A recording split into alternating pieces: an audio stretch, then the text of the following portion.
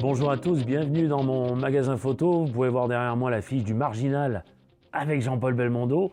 Pourquoi? Parce que évidemment c'est un de mes comédiens préférés international. Il faut dire aussi que ça a été le grand ami, et c'est toujours d'ailleurs le grand ami de Pierre Rosso, ils sont encore vus cet été, pour des bonnes parties de rigolade. Ça a été le grand ami de Lino Ventura, la doublure officielle d'Anthony Quinn. Il a travaillé avec James Coburn, avec Charles Bronson, avec qui il ne s'est pas bien entendu, sur un film qui s'appelait Les Invitations dangereuses, où Charles Bronson n'a pas été facile. Mais Pierre Rosso, il a été coordinateur, il coordonnait beaucoup de cascades dans le monde du cinéma. Il avait formé son équipe sur Nice. Georges Lautner faisait appel à lui, comme d'autres réalisateurs bien sûr, dont Claude Lelouch. Pierre Rosso, c'est aussi 6 records du monde, 6 sauts à l'élastique de différents hélicoptères. C'est un aller-retour de Calvi à Nice sous trapèze, sous hélicoptère bien sûr aussi, et un dernier record du monde à Monaco, où là, le prince Albert l'a acclamé, puisqu'il y avait une population monégasque qui était témoin. Même Rémi Julien était là, elle l'a salué d'ailleurs. Magnifique. C'est pour ça que j'ai appelé Rosso l'extraterrestre, ce court-métrage, parce que c'est non seulement un extraterrestre, mais c'est aussi un homme hors norme. Merci à lui d'avoir participé à ce court-métrage. Je vous souhaite un bon visionnage. Soyez indulgents, c'est mon premier court-métrage. Je vous remercie encore. Non, j'ai un peu volé le métier parce que j'étais un sportif. Donc, j'ai commencé à travailler dans la cascade grâce à Alex Menry, un régisseur de cinéma, qui cherchait Pierre Rosso, qui plongeait des gouets à l'époque, pour un film à Villefranche-sur-Mer. Et donc, il me cherchait dans mon quartier pour voir si j'étais rentré de la guerre d'Algérie. Donc, il m'a retrouvé et il m'a fait sauter donc du mât d'un bateau corsaire avec Grégory Peck dans un film dans la baie de Villefranche. 6 heures du matin, dans le froid humide d'un matin comme un autre, Belmondo et Rosso, ayant écumé quelques bars toute la nuit, arrivent devant le Negresco, titubant mais joyeux de ce moment bien arrosé. Le chasseur de l'hôtel devant l'entrée les reçoit et leur fait signe de rentrer en ouvrant la porte principale de l'hôtel. D'un seul coup, Belmondo annonce à son compère Rosso qu'ils vont escalader la façade du Negresco. Que cela ne tienne, mais bien sûr, pourquoi n'y avais-je pas pensé plus tôt, s'exclame Rosso. Et d'un coup d'un seul, voilà nos 2 cascadeurs qui grimpent la façade de l'hôtel. Le chasseur n'en revient pas, les yeux grands ouverts, ne peut réagir, il en reste bouche bée. Arrivé en haut, Belmondo pousse une fenêtre, se trompant de chambre, il réveille un couple entrelacé qui, réveillé par son saut, n'ont même pas le temps de réagir que Belmondo et Rosso, qui le suit très près, leur lance avec son phrasé habituel qu'on lui connaît « Excusez-moi, je me présente Jean-Paul Belmondo lui-même. Nous ne faisons que passer. » Rosso fait un geste de la main pour les saluer. Le couple restera complètement abasourdi. Rosso n'en revient pas. Belmondo, comédien dans la vie, comme il est dans un film.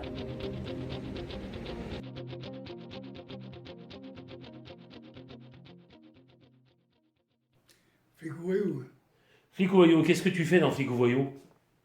Dans Flic ou voyou, il y a une séquence où je suis en moto en flic, je poursuis Jean-Paul, et j'avais mis un butoir, je tapais avec une moto et je descendais dans les éboulis jusqu'en bas. Et Jean-Paul, il n'avait pas prévenu, il est parti en roulé-boulé à côté. Donc il aurait pu se prendre la moto sur la tête, mais en fait ça c'est du Belmondo.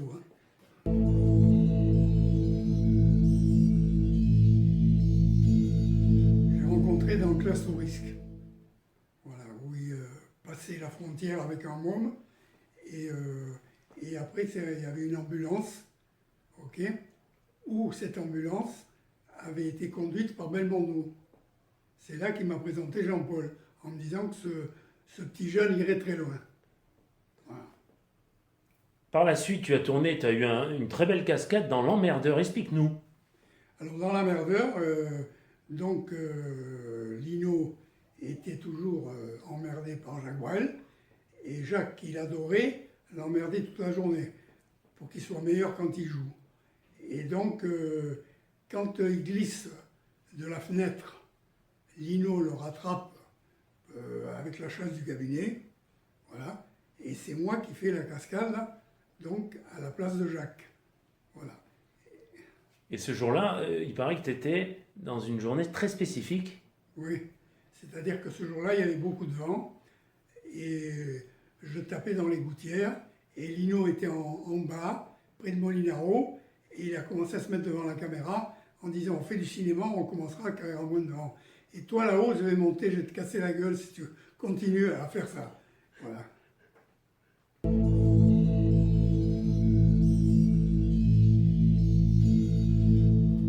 Et bien à la Mérandaille, Lino avait un scénario sous le bras, et il me dit je ne peux pas faire ce film, je suis seul avec Serrault, Guy Marchand a un petit rôle, je ne peux pas faire ce genre de truc. Alors je lui dis, si tu ne fais pas ce film, c'est que tu as peur de Serrault. Là, j'ai failli prendre une assiette de spaghettis dans la gueule, parce que Lino, il bouillait facilement. Et il m'a dit, bah, puisque c'est comme ça, je vais le faire ce film. Et Odette, sa femme, elle m'a fait avec le pouce, bravo Pierrot, que grâce à ça, il a fait un chef-d'œuvre. Oui, et ce film, c'était Garde à vue. Garde à vue, qui a été un chef-d'œuvre. Ah oui, c'est un magnifique film.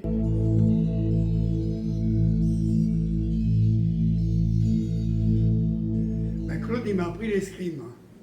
Voilà. Donc, moi, donc j'ai fait avec ça, j'ai fait la tulipe noire avec Delon, où je doublais Alain Delon. Et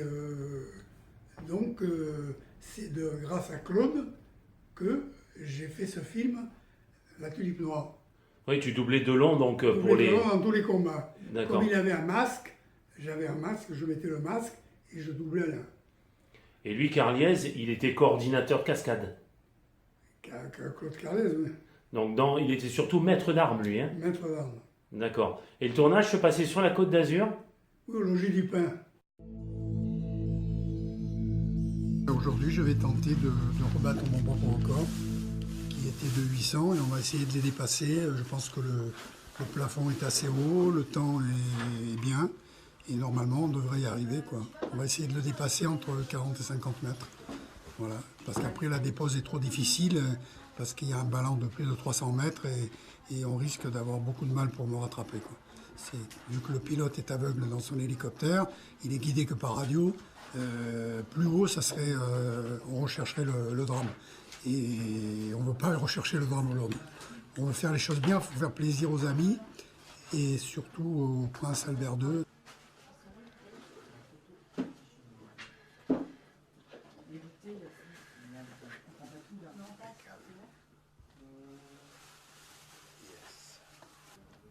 Tu travailles un peu comme ça. Voilà, détends-toi bien. Oui. Vous aurez vos images finalement. Dans la fin de scandale.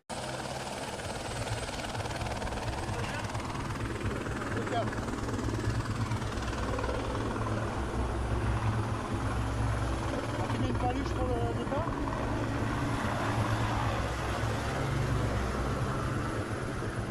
Je pars comme ça. Là, tu vas me le faire. Avec des fumigènes. Hein. Les différentes étapes, c'est la montée, la stabilisation, le moment où il faut y aller, quoi. Hein. Il va me donner le top départ et puis là, il ne faut pas hésiter, il faut y aller. Il ne faut surtout pas hésiter. Ouais. L'hésitation est très mauvaise dans ce genre de choses. Il faut se concentrer.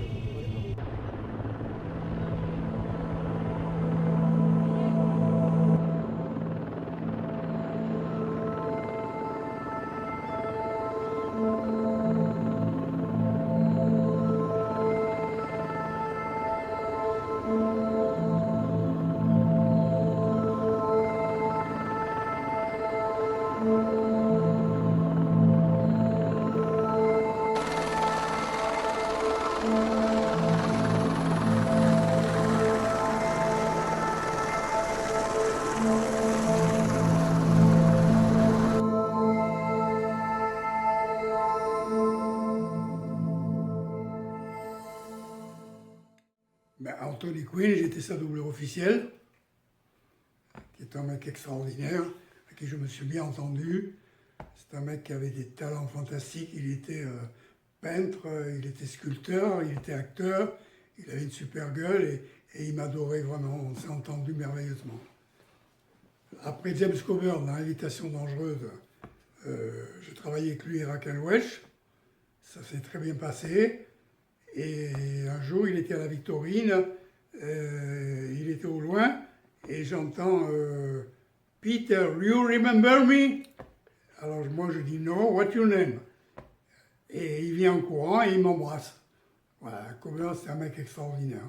Vraiment, je me suis super bien entendu aussi avec lui dans le film Invitation dangereuse. Tu as tourné donc avec Gregory Peck, on a dit au début, il était sympa lui? Qui? Gregory Peck? Gregory Peck? Ben, Gregory Peck, on ne sait pas vraiment. J'ai fait le plongeon et tout, on ne s'est pas vraiment. Vu. On ne s'est pas vraiment parlé. D'accord. Et on a parlé aussi que tu as tourné avec Charles Bronson et tu vas nous expliquer une petite anecdote. Là où il y a maintenant les locaux de Cap 3000, qu'est-ce qui s'est-il passé?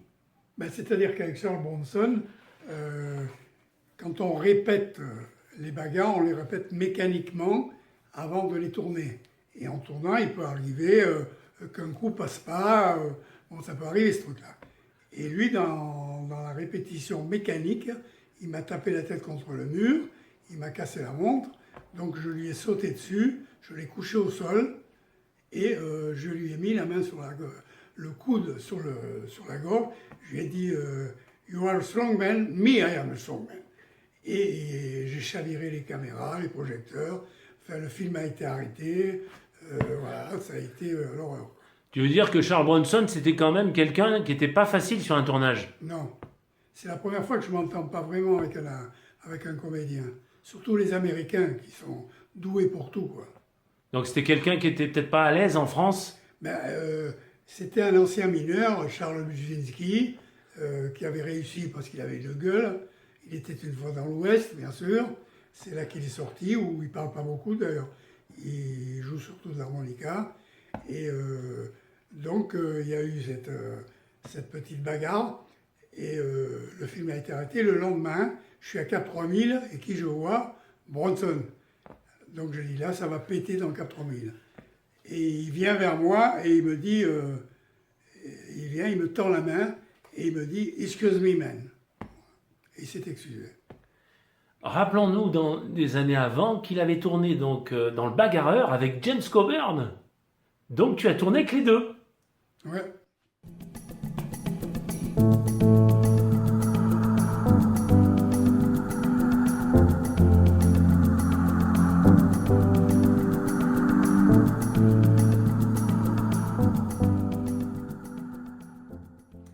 D'abord dans Le Temps des loups de Serge Louis, où je devais faire un tonneau avec une 404. Comme elle n'avait pas d'arceau, je suis parti sur le côté, la voiture s'est écrasée, le toit s'est écrasé, j'ai dû me coucher sur le siège, et j'ai fait traverser le pont du lac de Saint-Cassien sur le toit. Et j'ai été percuté en haut à un poteau télégraphique. Et d'ailleurs, ta cascade est dans la bande-annonce, j'ai vu ça, en Allemagne. Alors en Allemagne, c'est une autre chose. Oui, mais dans ce film-là, dans la bande-annonce, qui est allemande, on voit la cascade. Du Temps des loups? Ouais. Ah bon? Ouais, exact. En Allemagne, c'est sur le circuit du Nürburgring. Alors en Allemagne, au Nürburgring, qu'est-ce qui t'est arrivé? Ben, au circuit du Nürburgring, je travaillais avec une GT40 Ford en plastique qui était mal préparée et les arceaux de sécurité, au lieu de les emboîter, ils les avaient soudés. Donc ils ont cassé complètement quand j'ai fait le saut à la sortie d'un virage et ils ont transpercé mon cierge entre mes côtes. Donc j'aurais failli être crucifié là. Et ma tête est passée à travers le toit. Ah, j'ai d'ailleurs vu les photos. On dirait un peu Le Mans de Steve McQueen. Voilà. C'est un peu le même genre. Hein. Et en plus, après, je sortais en flammes, en homme torche de la voiture. Voilà.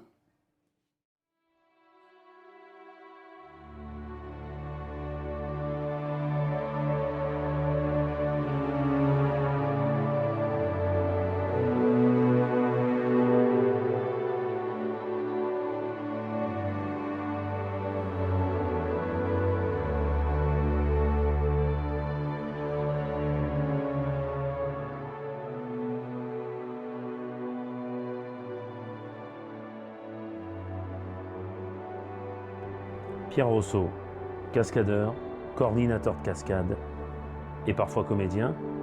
Mais dans la cascade, il a tout vu, il a travaillé avec les plus grands, Gilles Delamarre, Claude Carliez. Et à cette époque, il avait tenu à écrire un texte sur le cascadeur. Je vous le cite. Le cascadeur doit avoir un seul désir, vaincre la peur pour réussir. C'est ce que j'ai toujours pensé. Pourquoi aimer ce métier? Pour prouver à soi-même que l'on est un homme et qu'avec du courage et du bon sens, l'on peut réussir des choses qui paraissent impossibles aux yeux des autres. Dieu que la vie aurait été monotone si j'avais fait un autre métier, même bien rétribué. Je n'aurais eu aucune satisfaction personnelle, et puis la vie est si courte et remplie de problèmes, autant la vivre dangereusement. Moi, personnellement, avant d'exécuter une cascade, j'ai très peur, surtout de ne pas réussir à la demande de la mise en scène, qui est très souvent appréciée par le travail du cascadeur. Mais une fois terminé, si tout est satisfaisant, quelle joie j'éprouve! Quel autre métier pourrait-il m'apporter cela? Aucun, je pense. Alors tu as travaillé avec un deuxième grand de la cascade, c'est Gilles Delamarre. Dans quel film et comment il t'a remarqué? On faisait une poursuite dans le film Ne nous fâchons pas, et j'étais contre son pare-choc. Il a trouvé que je pilotais bien, et il a commencé à m'imposer dans pas mal de choses, quoi. On est devenus très très amis, et c'était vraiment un grand, et c'est le premier mec qui a fait connaître les cascadeurs au générique.